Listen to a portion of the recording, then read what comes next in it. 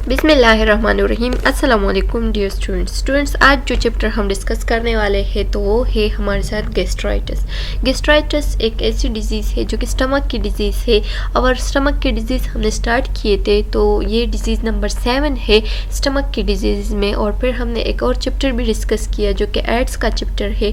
तो एचएन को हमने स्टार्ट किया है, इसका कोर्स बहुत लेंथी है तो हम कोशिश करते हैं कि टाइम के साथ साथ इसको सारा क्लियर करें। स्टार्ट से लेने से पहले आप लोगों से एक रिक्वेस्ट है कि हमारे चैनल को सब्सक्राइब करें, कमेंट करें and press the bell icon ताकि नेक्स्ट वीडियो का नोटिफिकेशन आप लोगों को बहुत जल्द मिल सके। तो आइए स्टार्ट लेते हैं। इस चैप्टर के ऑब्जेक्टिव कौन कौन से हैं? At the end of this lecture the students will be able to define gastritis. Gastritis क्या है उसको हम डिफाइन कर सकेंगे, फिर टाइप ऑफ गैस्ट्राइटिस को डिफाइन कर सकेंगे, elaborate etiology of gastritis, gastritis किस चीज़ से खास होती है उसको हम डिस्कस कर सकेंगे, explain pathophysiology of gastritis, gastritis की पैथोफिजियोलॉजी क्या है उसको एक्सप्लेन करेंगे, sign and symptom of gastritis को एक्सप्लेन करेंगे, discuss diagnosis and medical management of gastritis को हम एक्सप्लेन करेंगे एंड अप्लाई नर्सिंग प्रोसेस। और नर्सिंग प्रोसेस हम कैसे एक गैस्ट्राइटिस के पेशेंट पे अप्लाई करते हैं तो उसको भी हम अप्लाई करेंगे और वो भी एक्सप्लेन करेंगे। गैस्ट्राइटिस, अब डिफिनीशन क्या है गैस्ट्राइटिस की? Gastritis is an inflammation, irritation और erosion of the stomach mucosa. जैसे कि हमने पेप्टिक अल्सर को पढ़ा है कि पेप्टिक अल्सर में भी क्या होता है, लाइनिंग ऑफ द स्टमक में या म्यूकोसा ऑफ द स्टमक में इरोजन आ जाता है तो उसको हम क्या कहते हैं, उसको हम पेप्टिक अल्सर कहते हैं। तो आप लोगों ने गैस्ट्राइटिस और पेप्टिक अल्सर में कंफ्यूज नहीं होना है, बल्कि पेप्टिक अल्सर भी एक किस्म की गैस्ट्राइटिस होती है। गैस्ट्राइटिस हम इन्फ्लेमेशन को कहते हैं, inflammation in the stomach called gastritis. तो यहाँ पे जो हम पेप्टिक अल्सर को पढ़ते हैं तो वहाँ पे भी इन्फ्लेमेशन हो जाता है, अल्सर हो जाता है, लेकिन वो एक बैक्टीरिया की वजह से होती है। और गैस्ट्राइटिस में ये बात नहीं है कि ये हमेशा एक बैक्टीरिया की वजह से होगी, बल्कि ये किसी और वजह से भी हो सकती है। गैस्ट्राइटिस किसी और वजह से भी हो सकती है, स्टमक में इन्फ्लेमेशन किसी और जगह वजह से भी आ सकती है, लेकिन जो पेप्टिक अल्सर है वो हमेशा जो हमारे साथ एच पाइलोरी बैक्टीरिया है उसकी वजह से होती है। Gastritis is a condition that inflame stomach lining. Gastritis एक ऐसा कंडीशन है जिसमें इन्फ्लेमेशन हो जाती है स्टमक के लाइनिंग में। स्टमक का जो म्यूकोसा है उसमें इन्फ्लेमेशन आ जाती है, उसमें रेडनेस आ जाती है, उसमें पेन आ जाता है, उसमें स्वेलिंग हो जाती है, वो वार्म होती है, उसका टेम्परेचर होता है तो इसको हम क्या कहते हैं इसको, और वो फंक्शनलेस हो जाती है तो उसको हम कहते हैं गैस्ट्राइटिस। यानी स्टमक में इन्फ्लेमेशन होना, इसको हम क्या कहते हैं, गैस्ट्राइटिस कहते हैं। काजिंग बेली पेन होगा, इंडाइजेशन अपना जो फंक्शन है वो लॉस करेगा, इंडाइजेशन होगी जिसको हम डिस्पेप्सिया भी कह सकते हैं, यानी स्वॉल्विंग में डिफिकल्टी होगी, ब्लॉटिंग भी हो सकती है एंड नाजिया भी हो सकती है। यानी जो खाती है उसके वो वोमिटिंग के साथ वापस निकालेगी या तो जस्ट वोमिटिंग महसूस होगी, वोमिटिंग करेगी नहीं। Gastritis can come on suddenly और ग्रेजुअली। गैस्ट्राइटिस जो है ना ये एक्यूट भी हो सकती है और क्रोनिक भी हो सकती है, यानी ये जल्दी से कुछ टाइम में जल्दी से गैस्ट्राइटिस हो जाता है, या तो गैस्ट्राइटिस क्रोनिक होगी यानी ग्रेजुअली आहिस्ता आहिस्ता गैस्ट्राइटिस हो जाएगी, इन्फ्लेमेशन इन स्टमक आ जाएगा। Gastritis is a general term और a group of conditions with one thing is common. Gastritis जो है ना ये एक जनरल टर्म है, हमारे साथ एक ग्रुप ऑफ कंडीशन में एक कॉमन थिंग है ये, यानी inflammation of the lining of the stomach. यानी इसको हम किस चीज़ में डालते हैं, जब लाइनिंग ऑफ द स्टमक में इन्फ्लेमेशन हो जाए तो उसको हम क्या कहते हैं, गैस्ट्राइटिस कहते हैं। ये कुछ कॉमन वर्ड्स है, कुछ कॉमन सेंटेंस है जिसको हम क्या कहते हैं, गैस्ट्राइटिस कह सकते हैं। In some cases gastritis can lead to ulcer. Gastritis कभी कभार अल्सर को भी क्या कर सकता है, काज कर सकता है and an increase risk of stomach cancer. और फिर हमारे साथ स्टमक कैंसर की जो मतलब रिस्क है वो हो सकता है। पेंक्रेटाइटिस किस चीज़ को कहते हैं, जब इन्फ्लेमेशन ऑफ होल स्टमक हो जाए, यानी सिर्फ एक जगह में नहीं, जब होल स्टमक में इन्फ्लेमेशन हो जाए तो उसको हम गैस्ट्राइटिस कहते हैं। पेन गैस्ट्राइटिस किस चीज़ को कहते हैं? जब होल स्टमक में, पेन का मतलब है होल, जब होल स्टमक में इन्फ्लेमेशन हो जाए तो उसको हम पेन गैस्ट्राइटिस कहते हैं। और एंट्रल गैस्ट्राइटिस जब एक पार्ट ऑफ द स्टमक में इन्फ्लेमेशन हो जाए तो उसको हम क्या कहते हैं? एंट्रल गैस्ट्राइटिस कहते हैं। एंट्रल क्यों दिया गया है? क्योंकि ज़्यादातर one part of the stomach है जिसको हम एंट्रम कहते हैं, ज़्यादातर एंट्रम में ये गैस्ट्राइटिस होती है, तो इसलिए इसको हम क्या कहते हैं? एंट्रल गैस्ट्राइटिस कहते हैं। तो पेन और एंट्रल गैस्ट्राइटिस आप लोगों ने एमसीक्यूज के लिए याद रखने हैं कि what is difference between pan gastritis and antral gastritis. Gastritis of the stomach, अब ये आप लोग देख सकते हैं इस डायग्राम में, अगर आप लोग देख ले तो ये हमारे साथ गैस्ट्राइटिक स्टमक है और ये नॉर्मल स्टमक में ये रेडनेस आप लोग देख सकते हैं। इसमें क्या हुआ है? इन्फ्लेमेशन हुआ है। ये एक जगह आप लोग देख सकते हैं इसमें अल्सर बन गया है, और जब अल्सर बन जाए तो इसने क्या किया है? सेरोसा को क्रॉस किया है, यानी डीपली अल्सर चला गया है। डैमेज स्टमक लाइनिंग, जो स्टमक की लाइनिंग है वो सारे डैमेज हो गए हैं, यानी उसमें रेडनेस आई है, इन्फ्लेमेशन आई है, तो इसको हम क्या कहते हैं कि स्टमक को गैस्ट्राइटिस हो गई है, यानी स्टमक में अल्सर या इन्फ्लेमेशन काज हो गया है। What is gastritis? गैस्ट्राइटिस किस चीज़ को कहते हैं? ये आप लोग देख सकते हैं हमारे साथ एक बैक्टीरिया है, हेलोबैक्टर पाइलोरी, एच पाइलोरी भी हम ऐसे कह सकते हैं। Open caused by H pylori, H pylori infection की वजह से भी काज हो सकती है, जो हमारे साथ एक बैक्टीरिया है जो कि हमारा नॉर्मल फ्लोरा है, लेकिन वो कभी कभार अपने आप पे खुद अटैक कर देती है जब वो स्टमक की लाइनिंग क्या हो जाए, स्टमक की लाइनिंग खराब हो जाती है या स्टमक की लाइनिंग कमज़ोर वीक हो जाती है, तो तब वो हमारे स्टमक पे ये खुद ही अटैक कर देती है। एक्सेस ड्रिंकिंग और स्मोकिंग की वजह से या एक्सेसिव ड्रिंकिंग की वजह से, अगर ड्रिंकिंग ज़्यादा हो जाए या अल्कोहल वगैरह ज़्यादा ड्रिंक कर ले या स्मोकिंग करता है एक बंदा, तो उस वजह से भी गैस्ट्राइटिस काज हो सकती है। स्मोकिंग की वजह से कैसे काज हो सकती है? जैसे कि हमने पढ़ा है पेप्टिक अल्सर में भी कि स्मोकिंग जो है ना ये हमारे हीलिंग को स्लो कर देती है, हीलिंग प्रोसेस स्लो कर देती है, और जब ये हीलिंग प्रोसेस स्लो कर देती है तो तब हमारा स्टमक में जो अल्सर है वो ठीक नहीं होता। फिर प्रोलॉन्ग एनसेड यूज, जो लोग ज़्यादा एनसेड यूज़ कर देते हैं, हर रोज़ एनसेड लेता है, तो उसका भी स्टमक अल्सर हो सकता है। एनसेड वो मेडिसिन है जो कि एंटासिड है, जो कि पेन के लिए यूज़ करते हैं। गैस्ट्रिक इन्फ्लेमेशन, ये आप लोग देख सकते हैं यहाँ पे भी गैस्ट्रिक इन्फ्लेमेशन हो गया है, ये जगह कितनी रेड हो गई है, ये एबनॉर्मल हो गई है, ये हमारे साथ स्टमक है, और ये गैस्ट्रिक अल्सर एसिड्स है जिसको हम HCl कहते हैं, तो वो ऊपर की तरफ गए हुए हैं और वहाँ पे क्या काज किया है इसमें, वहाँ पे जो हम क्या कह सकते हैं इसको इन्फ्लेमेशन काज की है, यानी गैस्ट्राइटिस काज किया हुआ है। Type of gastritis. There are two types of gastritis. Gastritis can broadly be divided into acute gastritis and chronic gastritis. दो gastritis में डिवाइड किया है, एक को हम acute gastritis कहते हैं, एक को हम chronic gastritis कहते हैं। acute gastritis जैसे कि हमने पढ़ा है कि acute जो है ना ये हम sudden inflammation को कहते हैं, जो चीज़ suddenly अकर हो जाए तो उसको हम acute कहते हैं, और जो आहिस्ता आहिस्ता अकर हो जाए तो उसको हम chronic कहते हैं। तो acute gastritis is a sudden inflammation of the lining of the stomach. जब suddenly inflammation of the lining of the stomach में हो जाए, जब suddenly mucosa of the stomach inflamed हो जाए तो उसको हम क्या कहते हैं? उसको हम acute gastritis कह सकते हैं। acute gastritis can be divided into, acute gastritis जो है ना वो डिवाइड किया गया है acute superficial gastritis, जब acutely जो superficial layer of the gastric है या जो superficial layer of the stomach है वो acutely क्या हो जाए? inflamed हो जाए या उसमें इन्फ्लेमेशन आ जाए, तो उसको हम क्या कहते हैं? जो कि जल्दी से फिर दोबारा से ठीक हो जाता है, तो उसको हम क्या कहते हैं? एक्यूट सुपरफिशियल गैस्ट्राइटिस कहते हैं।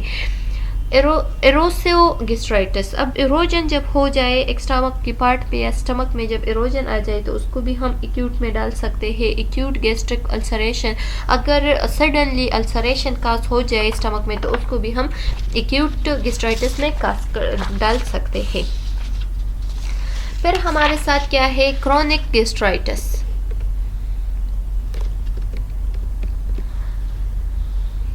Inflammation of the lining of the stomach that occur gradually and persist for the prolonged time. यहाँ पे लिखा गया है कि क्रोनिक गैस्ट्राइटिस उस गैस्ट्राइटिस को कहते हैं जब हमारे स्टमक के लाइनिंग में या हमारे स्टमक के म्यूकोजा में स्लोली ग्रेजुअली आहिस्ता आहिस्ता से क्या हो जाए, उसमें इन्फ्लेमेशन आ जाए और एक प्रोलॉन्ग टाइम में उसमें गैस्ट्राइटिस बन जाए, इन्फेक्शन बन जाए या इन्फ्लेमेशन बन जाए, तो उसको हम क्या कहते हैं, क्रोनिक गैस्ट्राइटिस कह सकते हैं।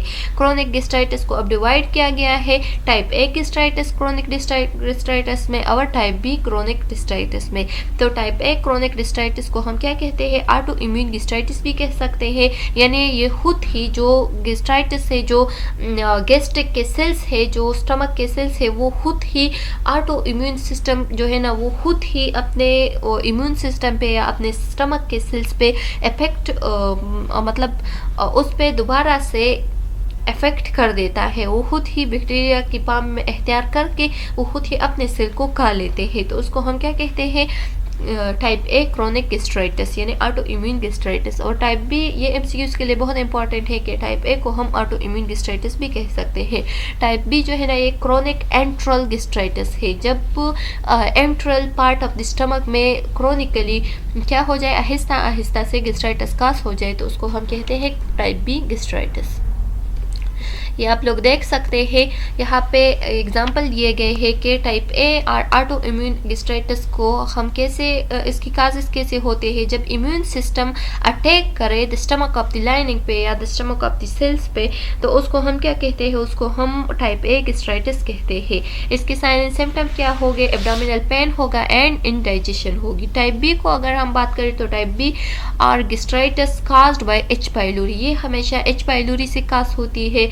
बैक्टीरियल इन्फेक्शन है, इसकी काजेस क्या है, बैक्टीरिया है, और इसकी साइन एंड सिम्टम है हमारे साथ स्टमक एक होगी, इंडाइजेशन होगी, वॉमिटिंग होगी एंड डायरिया भी।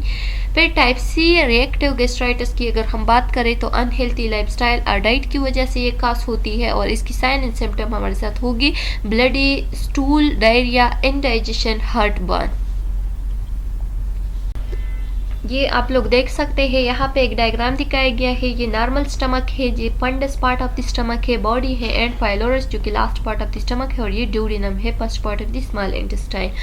फिर हमारे साथ ये एक्यूट गैस्ट्राइटिस हो गई है, ये आप लोग देख सकते हैं, ये जगह इसमें अल्सर कास हो गई है, ये रेडनेस भी हो गई है, इन्फ्लेमेशन भी कास हो गई है, और ये कहाँ पे हुए है, पाइलोरस से ऊपर एंड बॉडी से नीचे। ये फंडस है और ये ड्यूडेनम।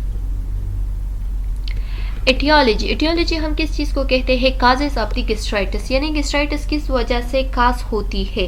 तो बैक्टीरियल इन्फेक्शन से कास होती है, जिसको हम एच पाइलोरी कहते हैं। एच पाइलोरी हमारे साथ एक नॉर्मल फ्लोरा बैक्टीरिया है। अगर lining of the stomach weak हो जाए तो वो खुद ही अपने स्टमक पे फिर क्या कर देती है, अटैक कर देती है। Bacteria that live in the mucus lining of the stomach, एक ऐसी बैक्टीरिया है जो कि हमारे स्टमक के लाइनिंग में, हमारे स्टमक के म्यूकस में रह लेती है, या वहाँ पे मतलब वो वहाँ पे होती है, ऑलरेडी प्रेजेंट होती है। Without treatment of infection can lead to ulcer. अगर इसको हम ट्रीट ना करें, अगर ये बैक्टीरिया जो है ना हमारे स्टमक पे अटैक करे और इसको हम ट्रीट ना करें, तो ये हमारे स्टमक को इन्फेक्शन काज कर देती है या इसमें अल्सर काज कर सकती है। And in some people stomach cancer, और कभी कभार ये लोगों में स्टमक कैंसर भी काज कर देती है। Auto immune gastritis, auto immune gastritis जैसे कि हमने पढ़ा कि एक ऐसी गैस्ट्राइटिस जो कि खुद ही अपने सेल वो सेल्स जो कि खुद ही अपने स्टमक के लाइनिंग पे क्या करे, अपने स्टमक के लाइनिंग पे इफेक्ट करे, तो उसको हम ऑटो इम्यून गैस्ट्राइटिस कहते हैं। बाइल रिफ्लेक्स हो गया, बाइल रिफ्लेक्स हमारे साथ क्या होता है, a back flow of bile into the stomach from the bile track. जो बाइल ट्रैक होता है उससे अगर back flow of the bile हो जाए, यानी जो हमारे साथ क्या है, बाइल डक्ट होता है, तो उससे बाइल की सिक्रीशन कर देता है, वो बाइल की सिक्रीशन करती है, यानी जो लीवर है उससे बाइल की सिक्रीशन होती है। और अगर लीवर से बाइल की सिक्रीशन हो जाए और दोबारा से वो स्टमक की तरफ आ जाए, उसकी बैक फ्लो हो जाए, तो उसको हम बाइल रिफ्लेक्स कहते हैं। जैसे कि हमने एसोफेजियल रिफ्लेक्स पढ़ा है कि स्टमक की जो पार्टिकल्स है या कंटेंट है वो माउथ की तरफ या एसोफेगस की तरफ फ्लो करे, तो उसको हम एसोफेजियल रिफ्लेक्स कहते हैं। तो इसी तरह से इसको हम बाइल रिफ्लेक्स कह सकते हैं। एंड गाल ब्लेडर, और गाल ब्लेडर्स और स्टमक लीवर दोनों का जो कंटैक्ट बनकर जो डक्ट वो उसके डक्ट से जो सिक्रीशन होता है जिसको हम कॉमन बाइल डक्ट सिक्रीशन कहते हैं, तो उसकी अगर बैक फ्लो हो जाए तो उसको हम क्या कहते हैं, उसको हम कहते हैं bile reflex. Regular use of pain killer, अगर कोई पेन रिलीफ यूज़ कर देते हैं यानी इंसर्ट्स हो गए रेगुलर यूज़ करते हैं तो उसकी वजह से भी हमारी स्टमक की लाइनिंग वीक हो सकती है और वहाँ पे अल्सर काज कर सकती है।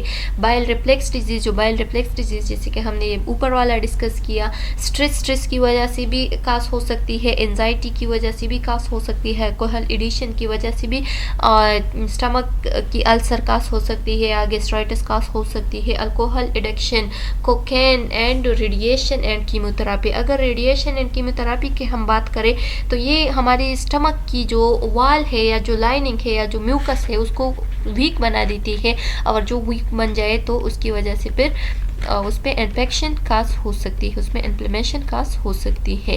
ये आप लोग देख सकते हैं गैस्ट्राइटिस 60% किस चीज़ से काज होती है, अनहेल्थी डाइट से काज हो सकती है, अनहेल्थी फूड हो गए या अल्कोहल एब्यूज़, जो अल्कोहल एब्यूज़ होते हैं तो उनको भी काज हो सकती है गैस्ट्राइटिस। जो बैक्टीरिया है एच पाइलोरी बैक्टीरिया या मेडिसिन वगैरह जो कि इंसेक्ट्स वगैरह है।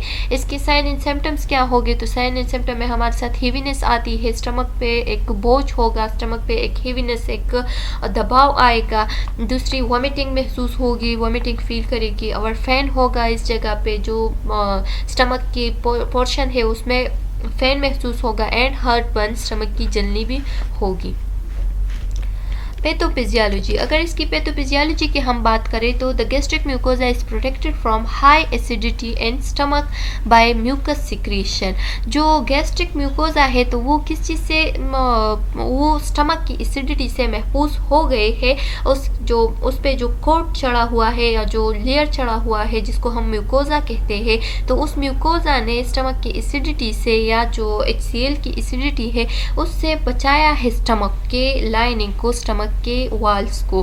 म्यूकोजल डैमेज अकर थ्रू, म्यूकोजल डैमेज तब होती है जब हाइपर सिक्रीशन हो जाए, एसिड की हाइपर सिक्रीशन हो जाए, ज़्यादा सिक्रीशन हो जाए एसिड की, तो तब हमारे स्टमक में क्या हो सकती है, उसकी म्यूकोजल जो वॉल्स होते हैं वो डैमेज हो सकते हैं। रिडक्शन ऑफ म्यूकस प्रोडक्शन, अगर म्यूकस प्रोडक्शन की रिडक्शन कम हो जाए तो तब भी हमारी स्टमक की जो लाइनिंग है वो कमज़ोर बन जाती है क्योंकि वो म्यूकस से बने हुए हैं, तो इस वजह से भी हम जो एसिड है वो डायरेक्ट ही अटैक कर देती है स्टमक पे और स्टमक की लाइनिंग को खराब कर देती है। जनरलाइज्ड इन्फ्लेमेशन रिजल्ट, तो तब क्या हो जाता है, इन्फ्लेमेशन रिजल्ट में हमारे साथ अकर हो जाती है। The mucosal lining of the stomach normally protected it from the action of gastric ulcer. gastric acid से इस जो म्यूकोजल लाइनिंग है उसने स्टमक को बचाया है, किस चीज़ से, एसिडिटी से या HCl के एक्शन से। The mucosal barrier is composed of prostaglandin, जो म्यूकोजल बैरियर है तो वो प्रोस्टाग्लैंडिन पे क्या है, कंसिस्ट है। अगर प्रोस्टाग्लैंडिन की सिक्रीशन कम हो जाए तो एसिडिटी जो है ना वो डायरेक्ट ही अटैक कर देती है किस चीज़ पे, स्टमक के लाइनिंग पे, और स्टमक के लाइनिंग तब कमज़ोर बने होते हैं, तो जब वो कमज़ोर होते हैं तो वो जल्दी से डैमेज हो जाते हैं। ड्यू टू एनी काज, अगर कोई काज क्या करे, जो this barrier is penetrated, hydrochloric acid जो HCl है वो कांटेक्ट में आ जाए, जिसकी वजह से भी चाहे वो H पाइलोरी हो, चाहे वो प्रोस्टाग्लैंडिन की कमी आ जाए, चाहे म्यूकोजल कम सिक्रीट हो जाए, तो या एसिडिटी ज़्यादा सिक्रीट हो जाए, तो जिसकी वजह से भी अगर HCl म्यूकोजा के कांटेक्ट में आ गया तो वहाँ पे जो स्मॉल वेसल्स होते हैं जिसमें ब्लड सप्लाई होती है स्टमक को, तो उसको डैमेज कर देती है, उसको इंजर कर देती है। जब उसको इंजर करे तो वहाँ पे एडिमा कास होती है, वहाँ पे स्वेलिंग हो जाती है, फिर हेमोरेज हो जाती है, हेमोरेज जो इंटरनल ब्लीडिंग है वो स्टार्ट हो जाता है एंड पॉसिबल अल्सर फॉर्मेशन भी हो जाता है।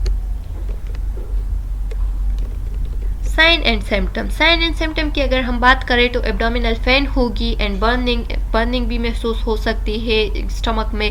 Open in the upper centre of the abdomen called the epigastric area. जो एपिगैस्ट्रिक एरिया है वहाँ पे बर्निंग एंड एब्डोमिनल पेन होगी। ब्लोटिंग हम किस चीज़ को कहते हैं? गैस होगा स्टमक में। वेट लॉस होगी। वेट लॉस इसलिए होगी क्योंकि जो पेशेंट है वो खुराक नहीं कर रहा है, उसको एनोरेक्सिया मतलब भूख नहीं लगती। दूसरा एक जो स्वॉल्विंग है उसमें डिफिकल्टी है, तो इस वजह से उसकी वेट में लॉस होगी। बिल्चिंग हम किस चीज़ को कहते हैं? डकार लेना या इनडाइजेशन यानी खुराक जो है ना वो डाइजेस्ट नहीं होगी। एनोरेक्सिया होगी, भूख नहीं लगती।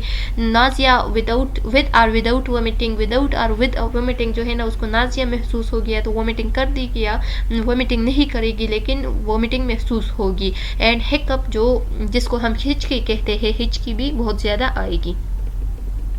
Severe gastritis can lead to life-threatening symptom include। severe gastritis में हमारे साथ क्या आते हैं? उसके कुछ साइन एंड सिम्टम है, जैसे कि हमारे साथ है severe chest pain ज़्यादा होगी।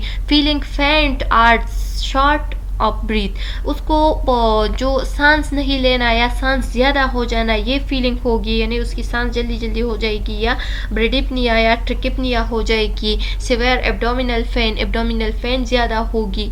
Sudden onset of bloody stool जो है ना वो सडनली अनसेट हो जाएगी, उसकी साइन एंड सिम्टम आएगी। जैसे ब्लड में भी अगर रेड हो गई तो क्या होगी? इसका मतलब ये है कि लोअर स्टमक के लोअर पार्ट में या लोअर गैस्ट्रोइंटेस्टाइनल ट्रैक में इन्फेक्शन हुआ है, इस वजह से हमारे जो स्टूल है वो रेड हो गए हैं। या अगर ब्लैक एंड टेरी स्टूल है तो तब हमें पता चलेगा कि स्टमक के अपर पार्ट में कोई इन्फेक्शन है या इन्फ्लेमेशन हुई है, इस वजह से स्टूल की कलर ब्लैक है या टेरी डार्क है। Vomiting blood or black material, vomiting में ब्लड होगी या ब्लैक मटेरियल होगी तो ये भी एक साइन एंड सिम्टम है अल्सर की या गैस्ट्राइटिस की।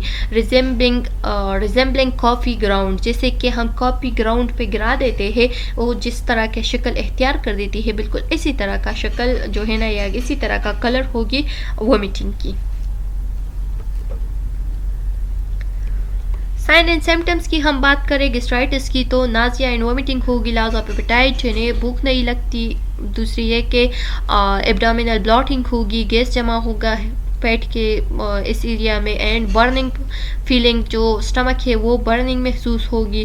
दूसरी ये कि इनडाइजेशन होगी, स्टमक सही से अपना डाइजेशन नहीं करता। एंड स्टूल ब्लैक स्टूल होगी, ये रेड स्टूल भी हो सकती है। हैवीनेस होगी, फैन होगी, heart burn, Nazia and vomiting, वही बातें हैं दोबारा से यहाँ पे डिस्कस की गई है। Diagnosis of gastritis. अब गैस्ट्राइटिस की डायग्नोसिस क्या है? Gastritis is diagnose on the basis of medical history and physical examination of the patient and the following test. Gastritis हम कुछ टेस्ट के ज़रिए से भी फाइंड कर सकते हैं और फिजिकल एंड हिस्ट्री के ज़रिए भी हम उसका जो डायग्नोस है वो कर सकते हैं, यानी डिजीज़ को फाइंड कर सकते हैं। तो जो टेस्ट गैस्ट्राइटिस के टेस्ट में शामिल है तो उसको हम डिस्कस करते हैं। टेस्ट ऑफ एच पाइलोरी का टेस्ट हम करते हैं जो कि स्टूल से होते हैं। ब्लड टेस्ट हम करते हैं, स्टूल टेस्ट हम करते हैं। ब्लड टेस्ट हम इसलिए करते हैं जैसे कि हमने पेप्टिक अल्सर में डिस्कस किया है कि ज़्यादातर जो ब्लड ए पॉजिटिव या ए वाले ग्रुप है, ब्लड ग्रुप ए है, तो उसको हमेशा गैस्ट्रिक पेप्टाइटिक अल्सर होगी। गैस्ट्रिक पेप्टिक अल्सर जो है ना वो ब्लड ग्रुप ए को होती है और जो ब्लड ग्रुप ओ है तो उसको ड्यूडिनल अल्सर होती है। तो इसलिए हम ब्लड ग्रुप टेस्ट करते हैं। स्टूल टेस्ट हम करेंगे एच पाइलोरी को फाइंड करने के लिए, जिसको हम अकल्ट टेस्ट कहते हैं। एंड अपर गैस्ट्रोइंटेस्टाइनल एक्सरे करेंगे, जो अपर गैस्ट्रोइंटेस्टाइनल पार्ट है उसका एक्सरे निकालेंगे। एंडोस्कोपी करेंगे अपर गैस्ट्रोइंटेस्टाइनल के ज़रिए, यानी जो माउथ के ज़रिए एक कैमरा को इंसर्ट करेंगे बाहर, उसके साथ एक स्क्रीन लगाएंगे और उसके ज़रिए हम देखेंगे कि स्टमक में क्या हुआ है।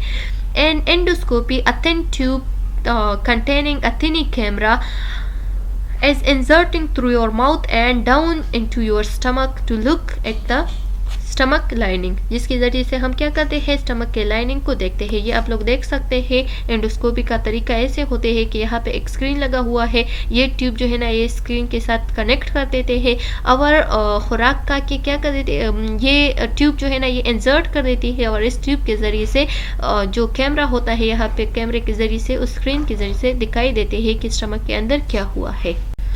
Gastritis diagnostic test, gastritis diagnostic test में ये मौजूद होता है कि ब्लड के ज़रिए से हम टेस्ट लेते हैं, यूरिन के ज़रिए से एच पाइलोरी का टेस्ट करते हैं, स्टूल से टेस्ट लेते हैं एंड एंडोस्कोपी के ज़रिए से टेस्ट कर देती है।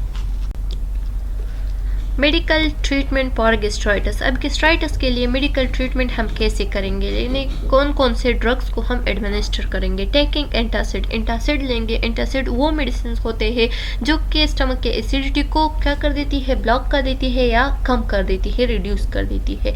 तो उसमें शामिल है हमारे साथ प्रोटीन पंप इनहिबिटर, ये हमने पेप्टिक अल्सर में भी डिस्कस किए हैं कि पेप्टिक अल्सर में भी ज़्यादातर लोगों को ये देते हैं। एंड H2 ब्लॉकर जो कि हिस्टामिन ब्लॉकर्स है वो भी मेडिसिन वो भी हमने डिस्कस किए हैं। टू रिड्यूस स्टमक एसिड, ये क्या कर देती है, स्टमक के एसिडिटी को कम कर देती है। अवॉइड हॉट और spicy food, hot and spicy food से क्या रहेंगे, अवॉइड रहेंगे, वो एडमिनिस्टर नहीं करेंगे, वो उसकी इंटेक कम करेंगे। पेशेंट से कहेंगे for gastric cause, for gastritis caused by H. pylori infection, your doctor will prescribe a regimen of several antibiotic plus and acid blocking drugs, जो जैसे कि हमने उसमें भी डिस्कस किए हैं, पेप्टिक अल्सर में भी डिस्कस किए हैं कि एच पाइलोरी के लिए डबल एंटीबायोटिक्स देते हैं जिसमें एजिथ्रोमाइसिन एंड एमोक्सिल शामिल थे।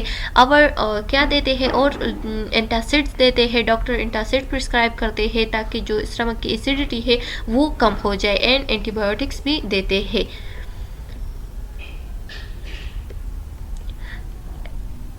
If the gastritis is caused by pernicious anemia, अगर गैस्ट्राइटिस जो है ना वो पर्निशियस एनीमिया की वजह से काज हुई है तो तब हम B12 वाइटामिन जो है ना वो बहुत ज़्यादा मकदार में देंगे। Shoots will be given, B12 vitamin की शूट्स हम देंगे ताकि जो गैस्ट्राइटिस है वो जल्दी से ख़त्म हो जाए। Eliminating irritating food from your diet such as lactose, अगर आपके डाइट में ऐसे मेडिकेशन ऐसे फूड्स शामिल है जो कि आपके स्टमक को इरिटेट कर देती है तो क्या करेंगे, उसको हम ख़त्म करेंगे। जैसे कि हमारे साथ वाइट लेक्टोज हो गए, मिल्क हो गए, डेयरी प्रोडक्ट्स हो गए, या ग्लूटीन, ग्लूटीन किस चीज़ को कहते हैं, ये हमारे साथ एक प्रोटीन है जो कि व्हीट में प्रेजेंट होते हैं, तो उसको भी ख़त्म करेंगे, अपने खुराक से उसको ख़त्म करेंगे। Once the underlying problem disappear, अगर एक बार आपका अंडरलाइंग प्रॉब्लम जो है ये डिसअपेयर हो गया, the gastritis usually does too, तो फिर क्या हो जाएगा, जो गैस्ट्राइटिस है वो भी इसके साथ साथ ख़त्म हो जाएगी। वही साइन एंड सिम्टम्स है गैस्ट्राइटिस की, काजेस है एंड ट्रीटमेंट है। तो गैस्ट्राइटिस की साइन एंड सिम्टम में हमारे साथ फैन होगी, हैवीनेस होगी, nausea and vomiting, heartburn. Causes में अनहेल्थी, क्यों काज होती है, अनहेल्थी फूड से, uncontrol use of medication, Helicobacter pylori and alcohol की वजह से। और इसकी ट्रीटमेंट में हमारे साथ शामिल है antibiotics and antacids. Gastritis treatment, gastritis में begin with proper healthy individualized diet, अगर individualized healthy diet हम लेंगे तो तब गैस्ट्राइटिस की प्रॉब्लम नहीं काज होगी। इसकी ट्रीटमेंट में ये भी शामिल है and buy gastritis medication to lessen symptoms and relieve condition, और कुछ मेडिसिन हम देंगे ताकि जो गैस्ट्राइटिस प्रॉब्लम है वो ख़त्म हो जाए। होम रेमेडीज़, कुछ होम रेमेडीज़ भी शामिल है जैसे कि कोकोनट ऑयल जो है ना वो, वाटर जो है ना वो भी बहुत खुराक ट्रीटमेंट है, होम रेमेडी है, वो भी हम यूज़ कर सकते हैं। जिंजर भी यूज़ कर सकते हैं, आर्टिकोक भी यूज़ कर सकते हैं, ये भी जो गैस्ट्राइटिस के पेशेंट है उसके लिए बहुत मुफीद है। एंड पाइनएप्पल या पेनल सीड्स भी बहुत अहम है। एंड रोज़मेरी भी हम गैस्ट्राइटिस के पेशेंट को क्या कर सकते हैं, वो भी एडमिनिस्टर कर सकते हैं इस इन्फ्लेमेशन से को दूर करने के लिए।